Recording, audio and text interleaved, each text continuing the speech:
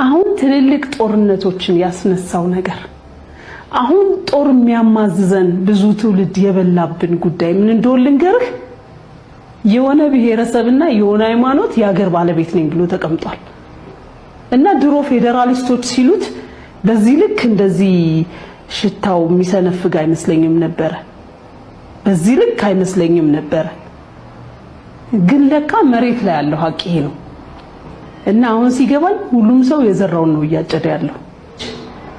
ቶለሬት የማያደርግ ትውልድ ተነስቶ እየተበቀላቸው ነው ብዬ ነው በቃ የደመደምኩት። እንጋጭ አስቴር በዳኔ የጥላቻ ንግግር ጥበብ ለሀገር ግንባታ ለሕዝብ አንድነትና የአብሮነት እሴት ግንባታ ዋነኛ መሳሪያ በመሆን ለዘመናት አገልግላለች። ሕዝብ በሬዲዮ በቴሌቪዥንና በበየነ መረብ ያነገሳቸው አንዳንድ አርቲስቶች ታዋቂነታቸውን ለመልካም ዓላማ ከመጠቀም ይልቅ የግል ፍላጎታቸውና ስሜታቸውን በማስቀደም የጥላቻ ንግግር በማስተጋባት ሕዝብ በሕዝብ ላይ እንዲነሳ በማድረግ ለዘመናት የዘለቀውን የአብሮነት እሴት ለመናድ ሲሞክሩ ይስተዋላሉ። የሰሞኑ የአርቲስት አስቴር በዳኔ ጥላቻ ንግግር አንዱ ማሳያ ነው። አርቲስት አስቴር በዳኔ የተወሰኑ የማህበረሰብ ክፍሎችን በጀምላ በመፈረጅና በዜጎች ላይ የሚደርሰውን ጥቃት የበቀል እርምጃ አስመስላ በማቅረብ የተናገረችው የጥላቻ ንግግር በማህበራዊ ሚዲያ ከፍተኛ ቅሬታ አስነስቷል። ሰዎች የሚናገሩት አደገኛ ቃል በጊዜ ሂደት ታሪክና የሕግ ተጠያቂነት ያስከትላል ወይስ እንዲሁ አየር ላይ በኖ ይቀራል በሚል ሲጠይቁ ተደምጠዋል። የዓለም አቀፍ ፍትህ ታሪክ የሚያሳየን ግን የጥላቻ ንግግሮች የትን ያህል ጊዜ ቢወስዱ የሕግ ተጠያቂነት ማስከተላቸው እንደማይቀር ነው። ዛሬ በችኮላ ወይም በስሜት የሚነገሩ የሚያጋጩ ቃላት ነገ ፍትህ በሚሰፍንበት ጊዜ ዘብጥ እያለ የሚወርዱበት የሕግ ማስረጃ ሆነው ይቀርባሉ። የጥላቻ ንግግር በተለይም ታዋቂ ሰዎች ወይም የሕዝብ ልሳኖች የሚያሰራጩ ሲሆን ዜጎች ላይ ለሚደርሱ የጀምላ ጥቃት ማበረታቻ ሆነው በታሪክ በተደጋጋሚ ታይተዋል። የዓለም አቀፍ ፍርድ ቤቶችም ይህንን በግልጽ እንደ ወንጀል ፈርጀው እርምጃ ወስደዋል። እንደ አውሮፓውያን አቆጣጠር በ1994 በሩዋንዳ ከተከሰተው አሰቃቂ የጅምላ ጭፍጨፋ በኋላ በታዋቂው ሚዲያ ትሪያል ውሳኔው መሳሪያ አንስተው የተዋጉትን ብቻ ሳይሆን በሬዲዮና በቴሌቪዥን የጥላቻ ንግግር የጥላቻ መቀስቀሻ መሳሪያ አድርጎ ሲጠቀምባቸው የነበሩ ተሰሚነት ያላቸው ሰዎች ለፍርድ ቀርበው ዋጋቸው እንዲያገኙ ማድረጉ የሚታወስ ነው። በዚህም የሬዲዮ ጣቢያ መስራችና ጋዜጠኞች በቀጥታ ሰው ባይገሉም በቃላቶቻቸው ጥላቻን በማሰራጨትና ጥቃት እንዲፈጸም በማድረግ የዓለም አቀፍ ፍርድ ቤት የጥኑ እስራት ፍርድ አከናንቧቸው በዘመናችን አይተናል። ከዚህም በተጨማሪ ከሁለተኛው ዓለም ጦርነት በኋላ በተካሄደው የኑምበርግ ፍርድ ቤት ደስቱሩም በተባለው ጋዜጣ የናዚን የጥላቻ ፕሮፓጋንዳ ያሰራጭ የነበረው በቀጥታ የጦር መሳሪያ ባያነሳም ባሰራጨው አደገኛ ጥላቻ ምክንያት ወንጀል በመፈጸሙ ለፍርድ ቀርቧል።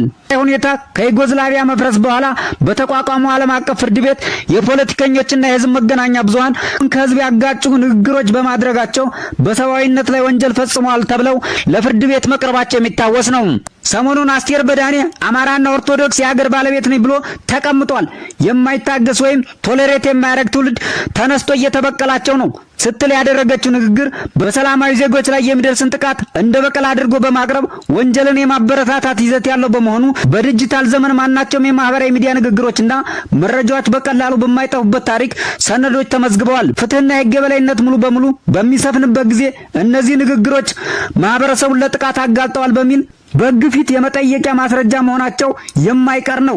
ማንኛውም ዜጋ ወይም ማህበረሰብ የሀገር ባለቤት ነኝ ብሎ ማሰቡና መናገሩ ሕገ መንግስታዊና ዜጋዊ መብቱ እንጂ በፍጹም ወንጀል ሆኖ የበቀል እርምጃ እንዲወሰድበት ሊዘመትበት አይገባም ነበር። አማራንም ሆነ ኦርቶዶክስን እየተበቀለ ያለ ትውልድ ፈጽሞ የለም። አስቱ ብሎ የሚጀምረው የሶፊያ ሽባባው ጠንካራ ምላሽ አማራ መሪያችን በግማሽ የሚሆን በሙሉ የኦሮሞ ብሔር አካል መሆኑና የወንጌል አማኝ መሆኑ እየታወቀ ዘርና ሃይማኖት ሳይቆጥር ሆ ብሎ የደገፈና መርጦ ያነገሰ ህዝብ ነው። ይህ መረሳት የለበትም። ጥያቄው እኛ ብሔርና ሃይማኖት ይምራ ወይም የአንድ ሀገር ባለቤት እኛ ብቻ ነን የሚል አይደለም። የህዝብን ብሶት ማዳመጥ ነው ወደ አንድነት የሚያመጣው እንጂ መፈራረጅ አይደለም። የአማራ ህዝብ ጥልቅ የሆነ ብሶት ነው ያለበት። እንደ ደጉ ሳምራዊ በርህራሄ ቁስላችን የምንተካከምና ወደ አንድነት የምንመጣ እንሁን እንጂ በሰው ቁስል እንጨት አንስደድ። በግለሰብ ደረጃ በሌላ ብሔርና እምነት ጥላቻና ንቀት ያላቸው ከሁሉም ቤተ እምነትና ብሔር መኖራቸው ይታወቃል። ስለ ወንጌላውያን በጥላቻና ንቀት የሚናገሩ ግለሰቦችን ሰምተን የድፍን ኦርቶዶክስ ቤተ እምነት አቋም አድርገን ልንናገር አይገባም።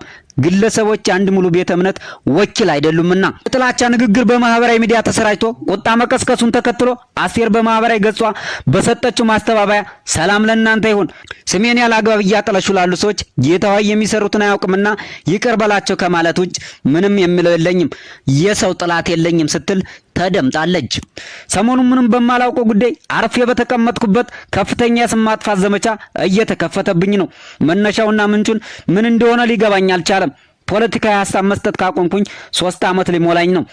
ሆኖም ከዛሬ 4 ዓመት በፊት የሰራሁትን ቪዲዮ ካውድ ውጭ በመቆራረጥና በመተንተን ፎቶ ላይ የፈለጉትን ጽሑፍ እያወጡ ከፍተኛ ወንጀላ እየፈጸሙብኝ መሆኑን ንጹህ ልቦና ላላችሁ ወገኖች እንድትረዱኝ ለማሳወቅ ተገድጃለሁ። አርቲስቶችና ታዋቂ ሰዎች የሚያደርጉት እያንዳንዱ ቃል ነገ በፍርድ ቤትና በታሪክ ፊት እንደሚያስጠይቅ ተረድተው ህዝብን በጀምላ ፈርጆ ከማስጨፍጨፍ ንግግር ሊቆጠቡ ይገባል።